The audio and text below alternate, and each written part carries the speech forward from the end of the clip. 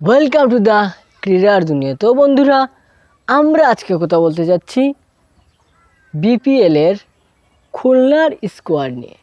তো বন্ধুরা, খুলনা মোটামুটি বলতে হবে, মোটামুটি একটা দল, শক্তিশালী দল গঠন করার চেষ্টা করেছে এবং অলরেডি গঠন করে ফেলেছে কিনা সেটা আপনারা কমেন্টে জানিয়ে দিবেন। আর দলগুলো আমি আপনাদেরকে বলে দিচ্ছি, দলের সদস্যদের নামে আমি আপনাদেরকে বলে দিচ্ছি।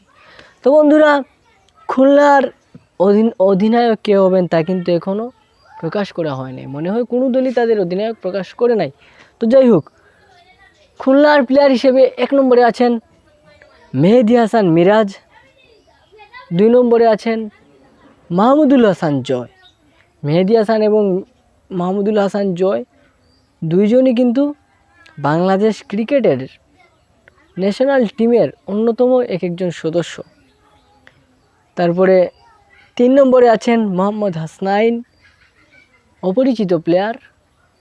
4র্থ নম্বরে আছেন মাহফুজুর রহমান, উনিও কিন্তু অপরিচিত প্লেয়ার।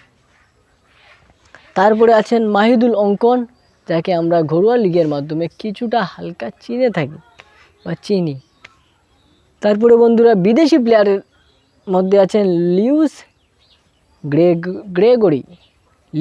গ্রেগরি আছেন, হুসেইন থমাস আছেন বাংলাদেশের পরিচিত একজন প্লেয়ার, পেস স্টার যাকে বলা হয় হাসান মাহমুদ।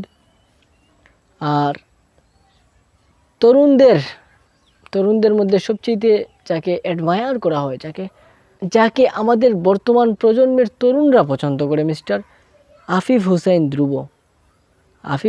ধ্রুব আছেন এইখানে।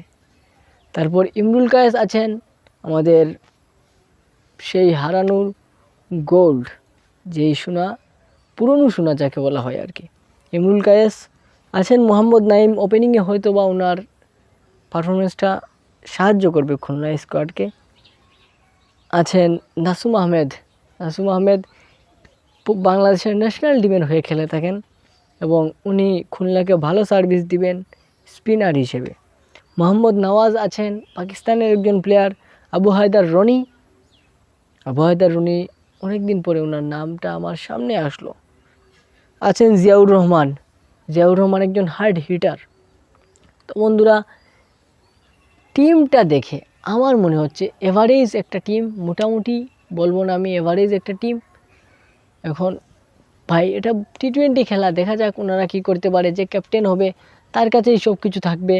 আর নতুন কোনো প্লেয়ার যদি তারা ইনক্লুড করতে পারে বিদেশি ভালো প্লেয়ার, তাহলে তাদের টিমের জন্য সবচেয়ে বেস্ট হবে, এটা আমি মনে করি। তো বন্ধুরা, আপনাদের কাছে কী মনে হয় অবশ্যই কমেন্টে জানিয়ে দিবেন। টিমটা আপনাদের কাছে কেমন লেগেছে এটাও কমেন্টে জানিয়ে দিবেন। দেখা হচ্ছে নেক্সট ভিডিওতে। বন্ধুরা, আজকের মতো বিদায়, ভালো থাকবেন, আসসালামু আলাইকুম।